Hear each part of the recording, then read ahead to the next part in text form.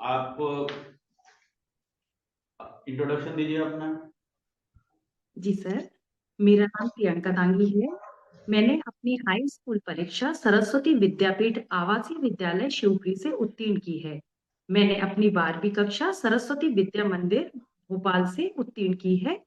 मैंने अपनी यूजी और पीजी सरोजनी नायडू शासकीय कन्या महाविद्यालय भोपाल से उत्तीर्ण किया है। मैंने 2023 में अपना नेट उत्तीर्ण किया है। वर्तमान में मैं नीमच जिले में रहती हूँ और मेरी हॉबी पैरोडी बनाना है। थैंक यू वर्तमान में सर। आप नीमच में क्यों रह रहे हैं? सर यहाँ मेरे हस्बैंड की पोस्टिंग है, इसलिए मैं यहाँ रहती हूँ। क्या करते हैं हस्बैंड? वो विद्युत विभाग में है। तो आप बेसिकली भोपाल से हैं? हाँ, मेरा जन्म स्थान भोपाल है।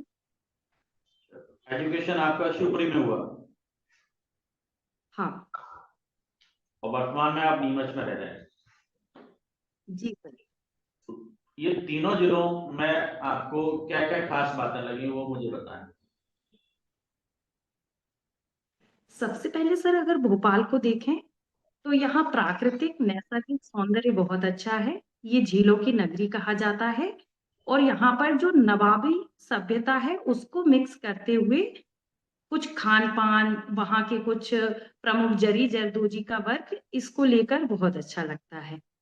अगर शिवपुरी की बात करें तो वहां पर जो माधव राष्ट्रीय उद्यान है उसका जो कैसल भवन है वो आकर्षक का केंद्र है।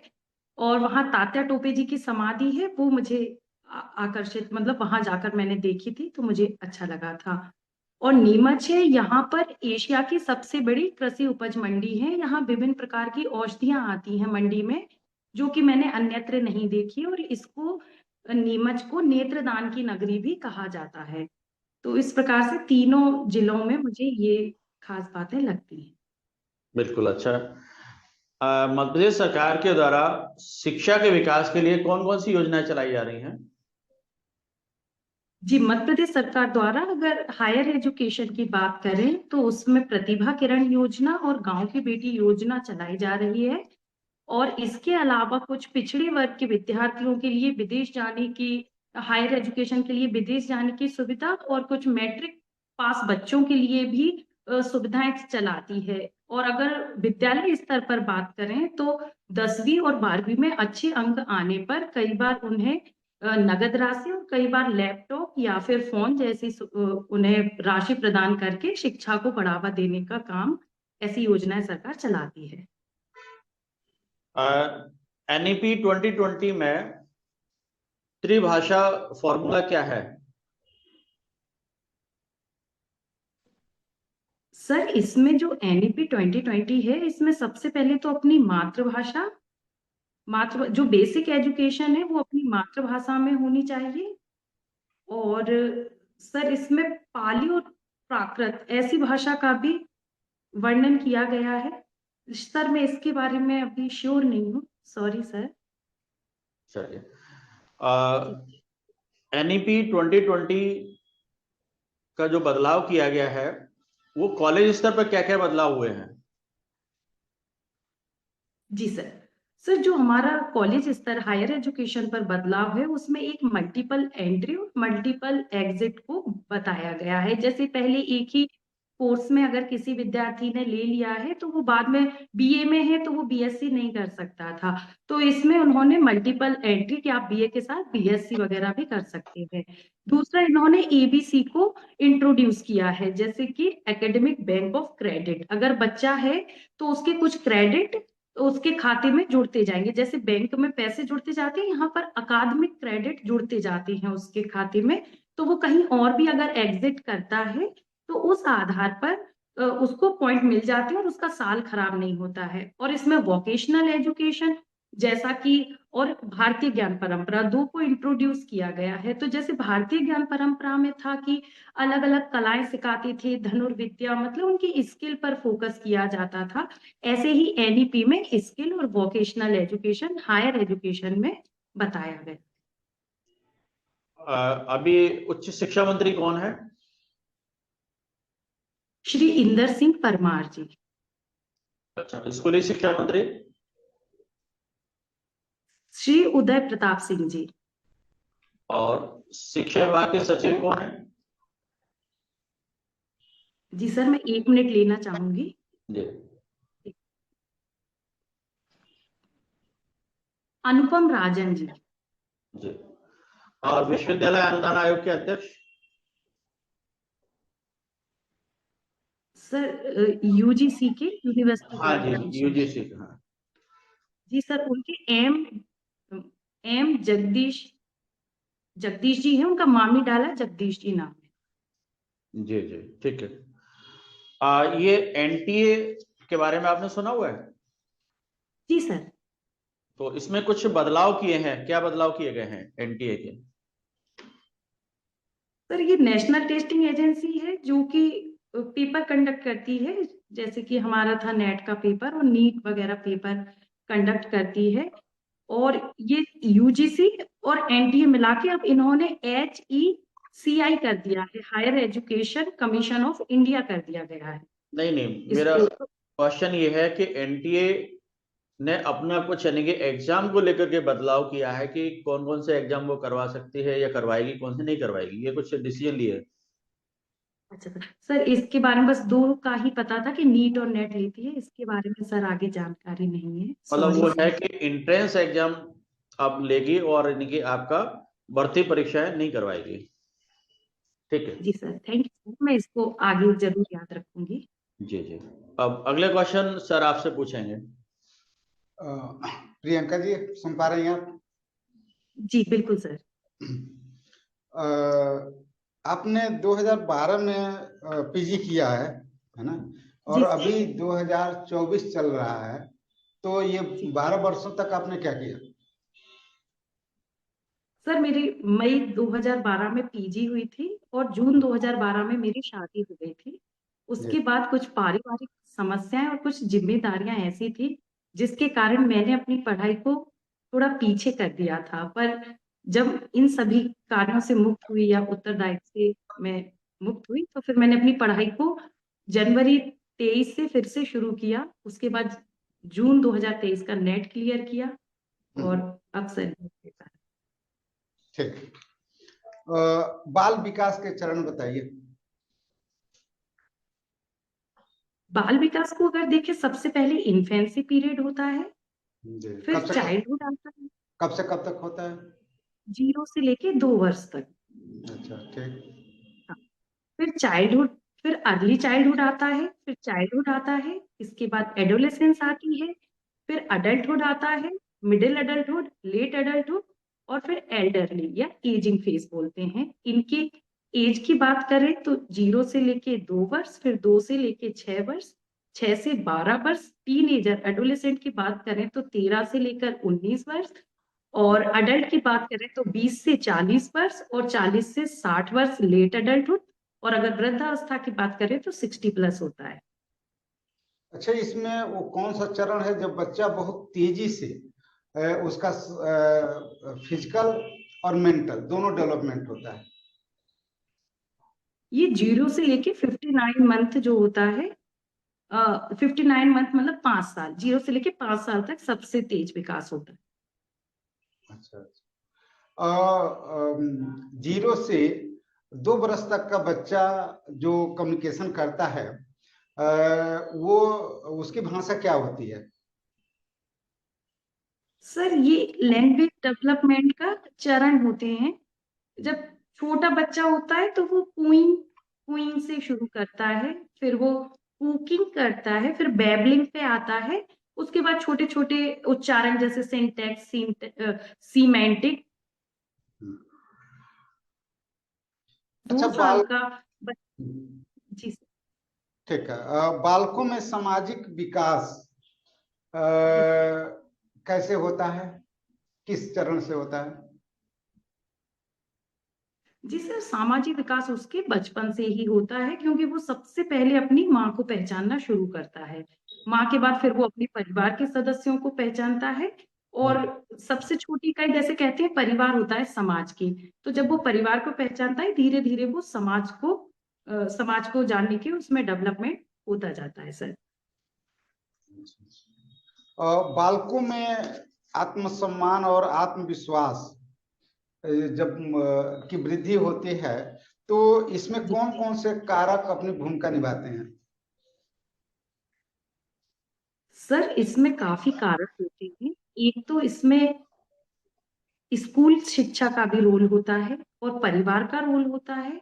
अगर उसकी पेरेंटिंग पॉजिटिव पेरेंटिंग है, जिसको अथॉरिटेटिव पेरेंटिंग कहते हैं, तो इसके परिणाम स्वरूप बच्चा आत्मविश्वासी बनता है। अगर स्कूल में शिक्षा अच्छी शिक्षा या समावेशी शिक्षा है और उसको हर उस पर पुरस्कृत किया जा रहा है, उसको एक शब्द होता है उसका सर, मैं उसको रिकॉल नहीं कर पा रही हूँ, एक पनिशमेंट, सॉरी सर, रिवॉर्ड, जो भी उसके लिए रिवॉर्ड देते हैं तो वो आगे बढ़ता है, उसमें आत्मविश्वास आता है। और अगर यही चीजें निगेटिव वे में जाती हैं, अगर पेरेंटिंग सही नहीं है तो, और उसको कहीं बोलने का मौका नहीं दिया जा रहा है, या अथॉरिटेरियन पेरेंटिंग है कि उसमें बस नहीं तुम चुप रहो, तुम्हें ऐसा नहीं कहना है, तो बच्चा धीरे धीरे अपना आत्मसम्मान खोता जाता है। आत्म विकास के सिद्धांत समझाइए। अरे वो मानव विकास के सिद्धांत समझाइए। ह्यूमन डेवलपमेंट के जो प्रिंसिपल है, सबसे पहले वो सिर से पैर की ओर होता है, जिसे सिफेलोपोडल डेवलपमेंट कहते हैं। एक होता है केंद्र से परिधि की ओर, जिसको प्रोक्सिमल डिस्टल डेवलपमेंट कहते हैं। और प्रिंसिपल हमेशा सरल से जटिल की ओर होता है, स्पेसिफिक होता है। इसके अलावा प्रिंसिपल सतत होता है, कंटिन्यूअस होता है, और हर फेज में अलग अलग होता है प्रिंसिपल वो डेवलपमेंट। प्रियंका डांगी जी, मैं अचानक आपके घर आ गया तो 2 मिनट में आप कौन सा नाश्ता देंगी मैगी छोड़ के? नहीं सर, मैगी तो सर न्यूट्रिशन के स्टूडेंट है तो वैसे भी सर प्रेफर नहीं करती। देखो उसमें ऐसा हमने सुना ना कि 2 मिनट में तैयार, तो हमें वो छोड़ के बाकी कोई ऐसा बताएं जो बहुत कम समय में हो जाए और जो सर हाइजेनिक मेरे पास, टेस्टी भी हो। सर हाँ, मेरे पास घर का सत्तू रखा है, आप आएंगे तो मैं उसमें पानी डाल के उसको घोलकर तैयार करके आपको दूंगी, जो कि 1 या 1.5 मिनट में तैयार हो जाता है। अच्छा, मेरी इच्छा नहीं जानना चाहेंगे? मेरी क्या इच्छा है? सॉरी सर, इस बात पे मैंने ध्यान नहीं दिया, और आपकी इच्छा के अनुरूप फिर जो जल्दी बन जाएगा वो सर। लेकिन आपका उत्तर ठीक था। चलिए, मानव संसाधन के कौन कौन से तत्व हैं? इसके मानव संसाधन के तत्व, जी सॉरी सर, इसमें मैं रिकॉल नहीं कर पा रही हूँ, पर अनुमान लगा सकती हूँ कि तत्व में टाइम, एनर्जी, और ये आएगी क्या, ऊर्जा, समय, और सॉरी सर, मैं इसको रिकॉल नहीं कर पा रही हूँ सर। कोई बात नहीं, कोई बात नहीं। अच्छा, होम मैनेजमेंट क्या होता है? जो हमारे पास उपलब्ध संसाधन है, उन्हीं संसाधनों का अधिकतम या अच्छे से उपयोग करके घर को मैनेज करना ही होम मैनेजमेंट कहलाता है। अच्छा, एक प्रोफेसर के लिए, असिस्टेंट प्रोफेसर के लिए क्या मैनेजमेंट होगा?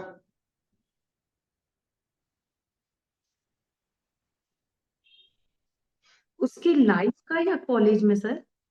प्रोफेसर पर्सनल लाइफ में बात थोड़ी कर रहा हूँ, असिस्टेंट प्रोफेसर तो पर्सनल लाइफ थोड़ी है, प्रोफेशनल लाइफ है, तो एक प्रोफेसर के रूप में ही।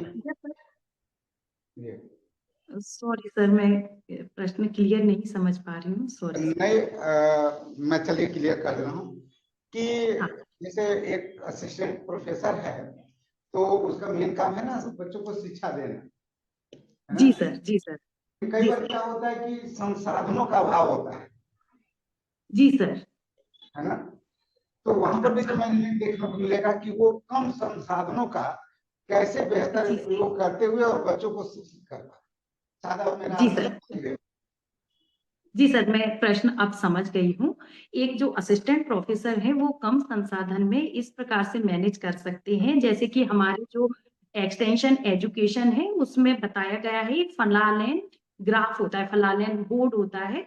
तो मेरे पास जो मेरे बच्चा अब बड़ा हो गया है, पहले छोटा था बड़ा हो गया है, तो उसका जो पुराना कंबल है उसको मैं कहीं स्टिक करके और उसके ऊपर रेगमाल जो कि 5 या 10 रुपए में आता है उसके ऊपर पिक्चर स्टिक करके बच्चों को अट्रैक्टिव तरीके से समझा सकती हूँ। सर दूसरा ये है कि बच्चों को ऑनलाइन प्लेटफॉर्म जो कि सभी के लिए निशुल्क होते हैं, जैसे स्वयं प्रभा, मूक्स है, दीक्षा पोर्टल है, इस पर बहुत सारा कंटेंट, बहुत सारी पढ़ाई की चीजें उपलब्ध हैं, तो उनको मैं वहां पर भी मूव करवा सकती हूँ कि आप यहाँ से देख सकते हैं बच्चे।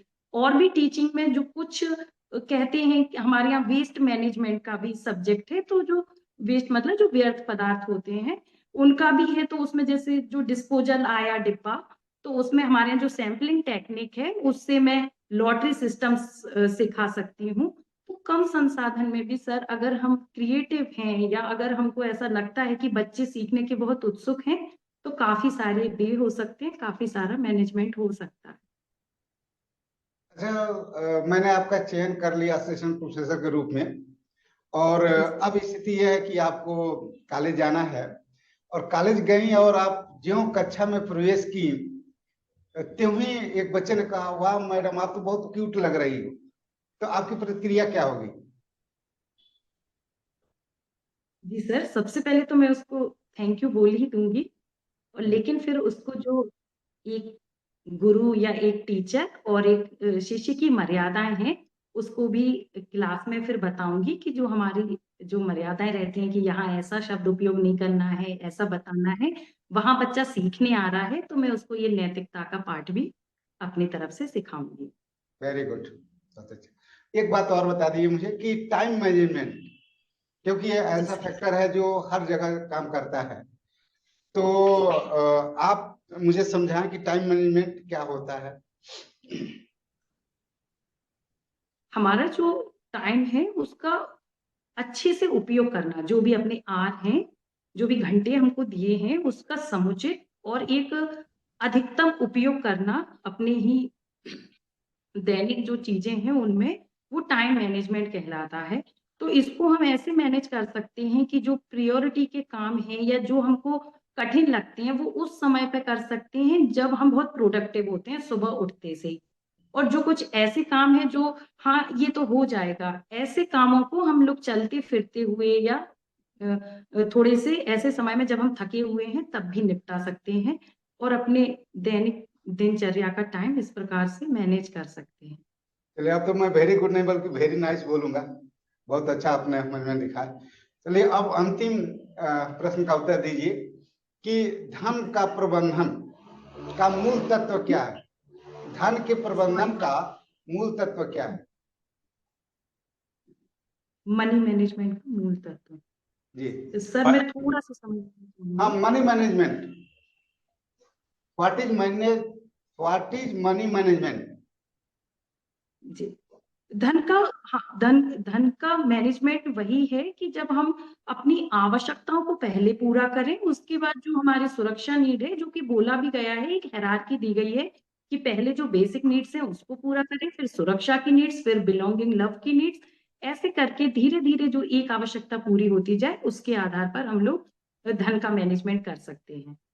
तो यहाँ पर ऐसा नहीं देंगे कौन पहले करना है कौन बाद में करना है? जी सर, आपकी थोड़ी वॉइस ब्रेक हो गई थी। यहाँ भी तो वरीयता देना चाहिए कि क्योंकि आर्थिक संसाधन बहुत कम है, काम बहुत ज्यादा है, तो प्रियरिटी के आधार पर किया जाए, कौन ज्यादा जरूरी है उसको पहले, जो कम जरूरी है उसको बाद में। जी सर, ऐसा भी कर सकते हैं। वही सर, पहले बेसिक नीड की रोटी कपड़ा मकान की नीड जो है वो पहले उसमें धन खर्च करेंगे, फिर बच्चों की जो शिक्षा है, जो जरूरी चीजें हैं उनमें ज्यादा धन खर्च करेंगे, फिर हम लोग ऐसा अवॉइड कर सकते हैं कि जिनमें धन बचाया जा सकता है वो चीजें बाद में करेंगे, जैसे होटल जाना है या मूवी देखना है, इनको बचा के जो बेसिक चीजें हैं जरूरत की, रोटी कपड़ा मकान शिक्षा, इन पर हम लोग अपना धन खर्च कर सकते हैं प्राथमिकता के आधार। ठीक, बहुत अच्छा। अब आपसे अगला प्रश्न मैडम पूछेंगे। Madam, thank you sir, good evening. Good evening madam, आपने होम साइंस लिया है ना, तो जी ये जी बताइए कि एक अवस्था को बोलते हैं तूफान की अवस्था, जी जी मैम, क्यों बोलते हैं? ये एडोलेसेंट फेज को बोलते हैं तूफान की अवस्था, क्योंकि इस समय पर उनका हार्मोनल डेवलपमेंट बहुत ज्यादा हो रहा होता है, तो वो लोग चिड़चिड़े, बहुत जल्दी किसी भी गलत उसमें फंस जाना और पीयर प्रेशर में आ जाना, उनके अंदर काफी उथल-पुथल मानसिक रूप से चलती रहती है, इसलिए इस फेज को तूफान की अवस्था भी कहा जाता है। क्या उनका टाइम पीरियड क्या रहता है वो? 30 टू 18, जो कि टीनेजर्स जिसको कहते हैं। तो दोनों में मेल और फीमेल दोनों में सेम रहता है कि दोनों में अलग रहता है? दोनों में सेम होता है, क्योंकि दोनों में ही लैंगिक विकास होता है, हार्मोन, बस कुछ हार्मोन चेंज हो जाते हैं, बाकी सेम ही रहता है महिलाओं में भी और नहीं, मैंने लड़कों। फीमेल के हार्मोन्स जल्दी रिलीज होते हैं कंपैरेटिवली मेल के, तो उनमें अवस्था लेट आती है, मैंने ऐसा सुना है। क्या सही सुना है मैंने? जी सॉरी सॉरी मैम, मैं शायद गलत डिस्क्राइब किया।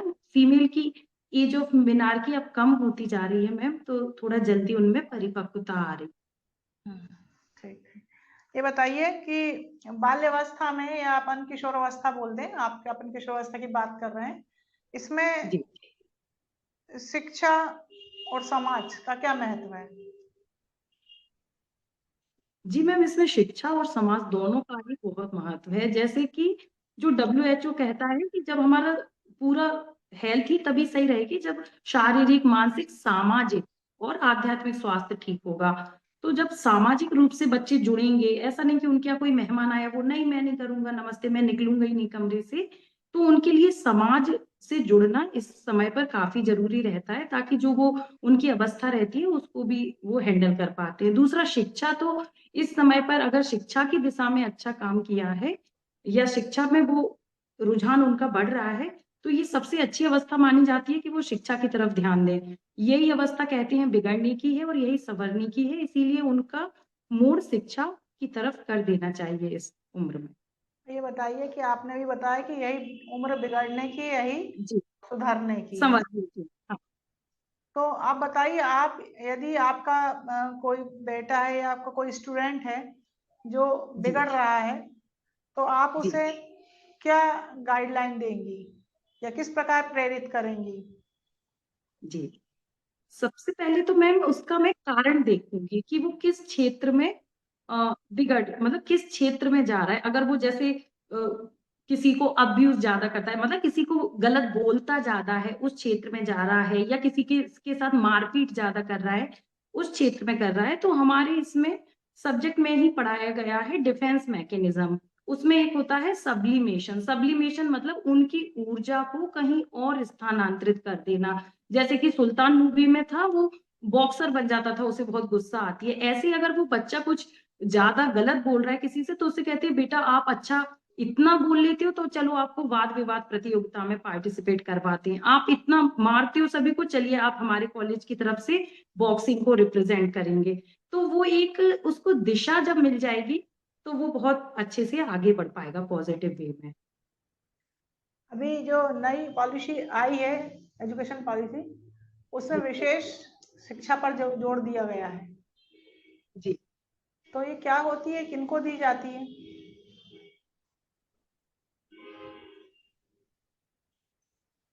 जी मैम, विशेष शिक्षा समावेशी शिक्षा के बारे में मैं बताऊं क्या? हाँ बताइए। जी मैम, तो जो समावेशी शिक्षा है, पहले जो विशेष चाइल्ड होते थे उनको अलग थलग से बिठाया जाता था, अब उनको एक साथ ही क्लास में एक साथ बिठा के उन पर ध्यान केंद्रित किया जाता है, और सभी लोग के बीच में उनसे भी प्रश्न किया जाता है, उन्हें अलग थलग नहीं माना जाता है। तो ये समावेशी शिक्षा पर राष्ट्रीय शिक्षा नीति में भी बात की गई है। इसके लिए सरकार ने या कोई संस्थाएं काम करती हैं? जी मैम, इसमें संस्थाएं काम करती हैं, पर मुझे अभी नाम याद नहीं आ रहा। अच्छा अच्छा, चलिए। इनके लिए अच्छा एक और बात बताते हैं, संकट में जो पढ़े बच्चे होते हैं उनके लिए, जी उनके पुनर्वास करते समय या उन्हें जब उनको अपन निकाल रहे हैं तब उन्हें किस चीज का ध्यान देना चाहिए, किन पहलुओं पे अध्ययन करना चाहिए उनका? जी मैम, सॉरी मैम, मैं प्रश्न समझ नहीं पा रही हूँ। जो संकट में पड़े हुए बच्चे होते हैं, जी से बाल श्रम से जी बच्चे, जी हाँ, जी जी जी जी ma'am ma'am ma'am, yes ma'am, clear है मैम, थैंक यू मैम, फिर से आपने बताया। जो बच्चे होते हैं संकट में पड़े होते हैं उनके लिए अलग से व्यवस्था की जाती है। ऐसा नहीं कि उन्होंने कुछ गलत किया है या कुछ अपराध किया है तो उन्हें सीधा जेल भेज दिया जाए। जो बच्चे ऐसे होते हैं उनके लिए अलग से जुवेनाइल होम बनाए जाते हैं जहां पर उनको रखा जाता है। और एक और होते हैं होम जहां पर उनको अच्छी ट्रेनिंग दी जाती है। इस प्रकार से उनको उबारते हैं। कोई कार्यक्रम है इनके लिए सरकार के द्वारा? एक जुवेनाइल जस्टिस एक्ट आया था 2000 में। प्रोग्राम की वो बात काम कोई प्रोग्राम याद नहीं है, सॉरी मैम। मैम ये पीछे बोर्ड लगा हुआ है ना आपके? यस सर, आज मैंने बोर्ड के सामने बैठे हूँ। चलिए बोर्ड टीचिंग कीजिए 2 मिनट के लिए। जी जी सर।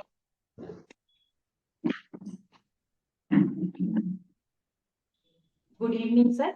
आज जो टॉपिक डिस्कस करेंगे उसका नाम है न्यूट्रिशनल असेसमेंट। मैम अभी आपके साथ में कोई है क्या? नहीं, कोई भी नहीं है सर। चलिए ठीक, फिर कीजिए। असेसमेंट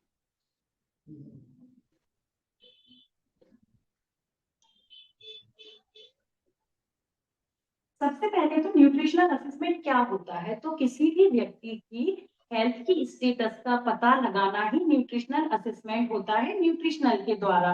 तो इसके 2 प्रकार की विधियां होती हैं। कैसे कैसे पता लगाते हैं?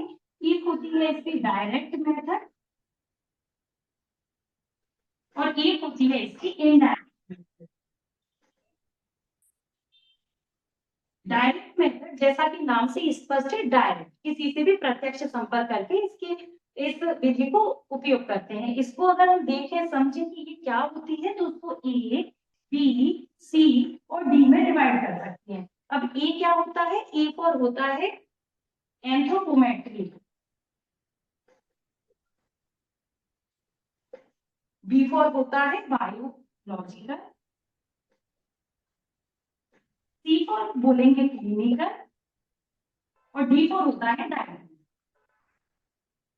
अब इसमें जो ए फॉर होता है एंथ्रोपोमेट्री, ये ग्रीक भाषा के शब्द से लिया गया है जिसका यहाँ अगर तोड़ेंगे तो एंथ्रोन और मेट्रोन, एंथ्रोस और मेट्रोन बोला जाता है। एंथ्रोस का मतलब होता है ह्यूमन और मेट्रोन का अर्थ होता है मेजर करना।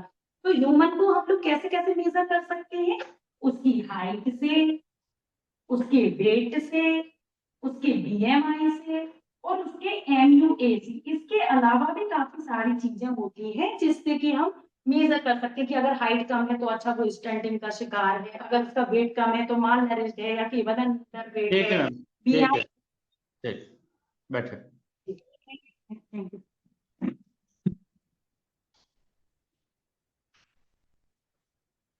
प्रियंका जी, सबसे अच्छी बात आपके ये है कि लगातार सुधार हो रहा है और बहुत अच्छा इम्प्रूवमेंट हो रहा है। जी सर मैं प्रयास कर रही हूँ नहीं नहीं, बस आप बाकी। बहुत अच्छी बात है कि आप प्रयास कर रहे हैं और जो भी कमी है उनको दूर भी कर रहे हैं। बहुत अच्छी बात है ये, जी सर है ना? मुझे लगता है ये 3rd आपका था, 4th आज? ये मेरा 3rd टाइम है। 3rd, हाँ 3rd था आज। और पहले से लेकर के और हर बार सुधार हो रहा है आपका, अच्छा हो रहा है और ओवरऑल ठीक है। बस ये कि कुछ कहीं कहीं विषय के मामले में थोड़ा बहुत कहीं और मुझे लगता है कि थोड़ी और स्टडी कर लेनी चाहिए। वैसे बहुत अच्छा है आपका सब्जेक्ट में भी, ठीक है ना? और प्रश्नों के आंसर भी लॉजिकल हैं, क्लियर भी है। और फाइनल ड्रेस यही है कि आपकी और कोई है? सर साड़ी यही है, बाघ प्रिंट की साड़ी है। बाकी इसके ऊपर सर ब्लेजर लेना है जो कि अभी मिला नहीं है, मैं उसको देख रही हूँ, मिल ठीक है, जाएगा। हाँ ब्लेजर की वही मैं बोल रहा था कि थोड़ा सा चेंज कर सकते हैं उसको, है ना? हाँ नहीं, ब्लेजर लेना है सर, बाकी साड़ी यही रहेगी, बाघ हाँ प्रिंट साड़ी है। साड़ी तो बढ़िया अच्छी है, बढ़िया अच्छी है। हमारे सब्जेक्ट में इसमें हाँ टेक्सटाइल भी है तो उसमें भी ये प्रिंटिंग बाघ प्रिंट क्या है ये है, तो अगर हाँ, तो ये प्रश्न बन बिल्कुल बिल्कुल वही मैं कहने वाला था। क्वेश्चन इस पे बन सकते हैं, जो आपने साड़ी किस प्रिंट की पहनी है, तो वो सारे उसका फीचर्स आप तैयार कर लेना, है ना? जी चलिए वेरी गुड। कि हम लोगों ने फीडबैक इसमें रिटर्न में आपको दे दिया। बिल्कुल। ओके, प्रियंका जी, केवल एक बात मैं कहूंगा कि ज्यों ही सर ने आपको कहा कि बोर्ड टीचिंग करिए और आप शुरू हो गए, है ना? अच्छा सर। इसमें 2 चीजें ध्यान देना है।